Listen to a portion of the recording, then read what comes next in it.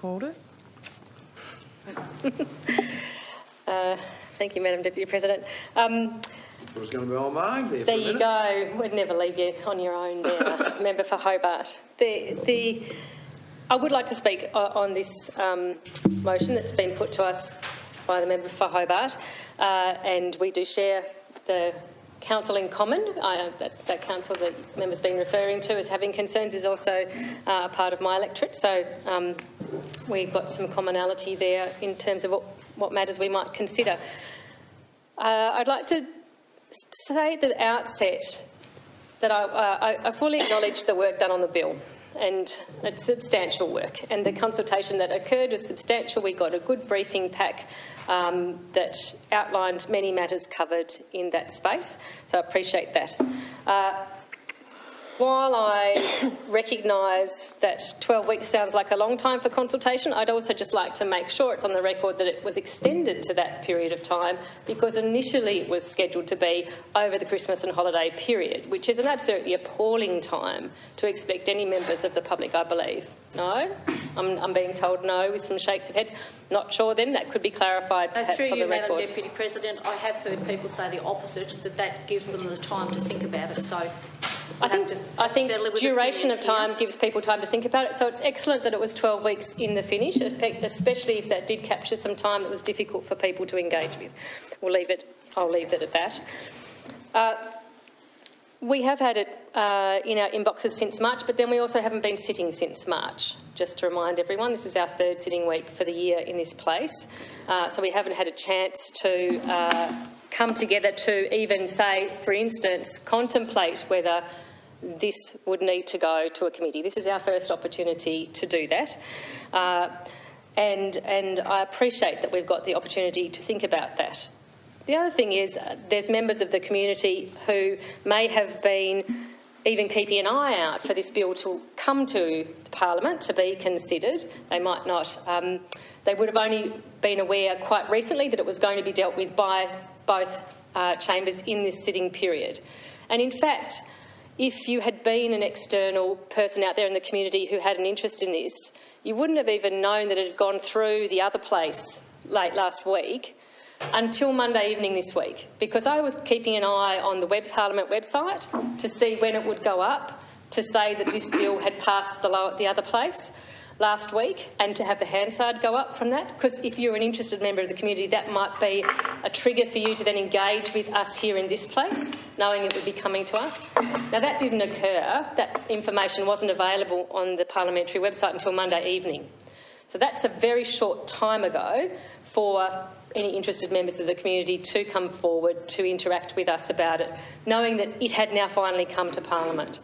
So I'm just going to make that point too. It is generally all at the time that things are brought to us in Parliament that people engage with us, not necessarily when it first landed in our inbox, because we're not in control and members of the public aren't in control of when those things are then brought. I acknowledge that some of the matters that the member for Hobart has outlined as people's concerns, what I would say about that is that there are and remain concerns out there that have been expressed to us quite clearly. That does make me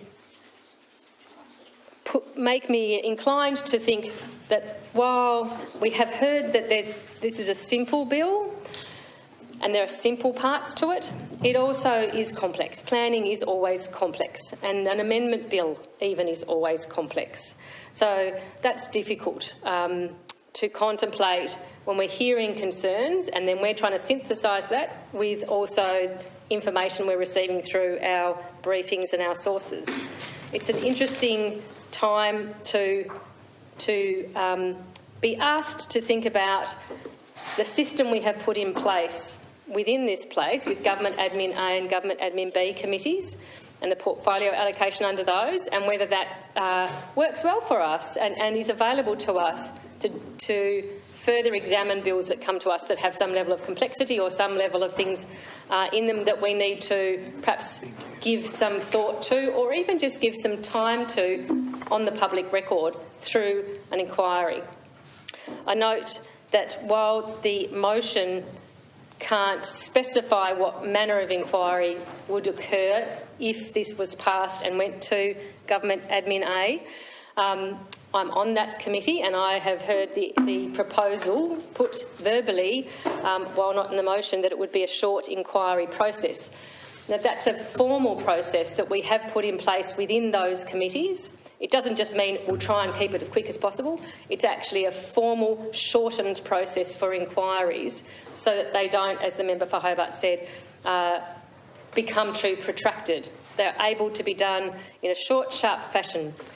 I think of them, the way I think of those, the value of those short inquiry processes, SIPs, is that they are really quite like the informal briefing process that occurs for us ahead of bills coming, where we are briefed in an informal way and we might have other stakeholders beyond the department stakeholders come and brief us, and that happens off the public record for our benefit, and then we bring the things we've gleaned from that to this chamber when we're considering a bill.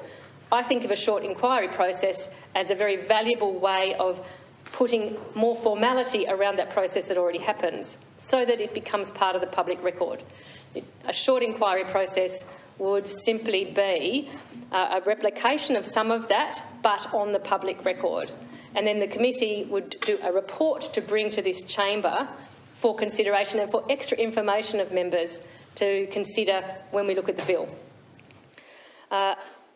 On my assessment of it, that sort of short inquiry process, we've done it before in Government Admin A, and they can be done in a very expedited fashion.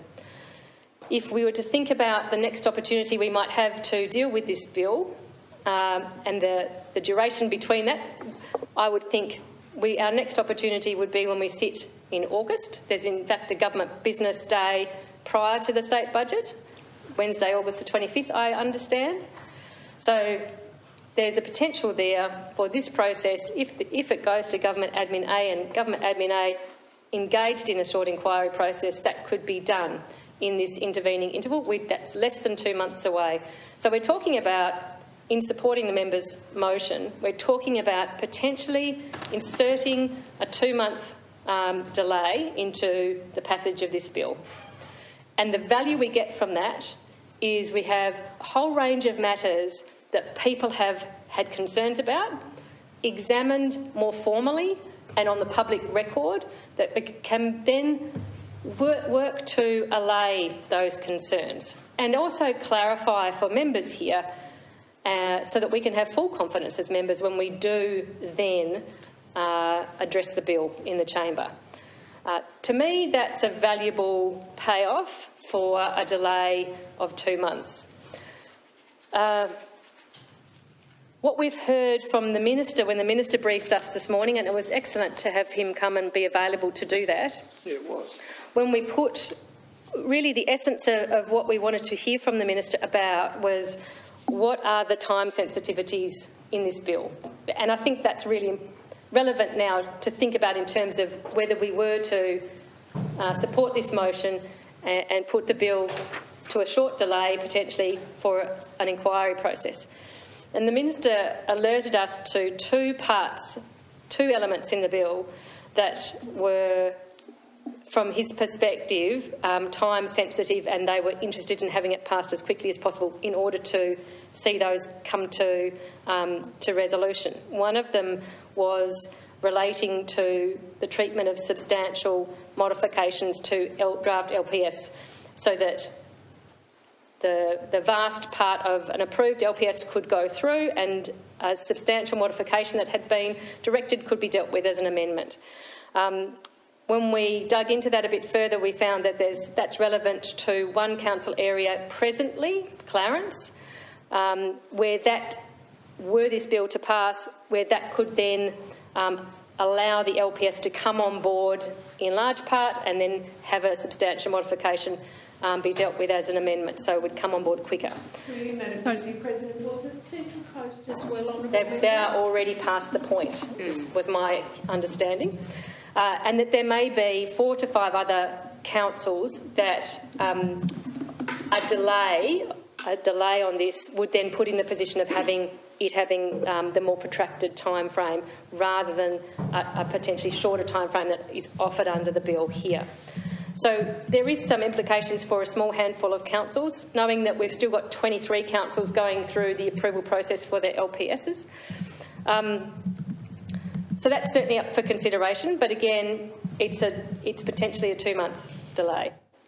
So there's things to weigh up there.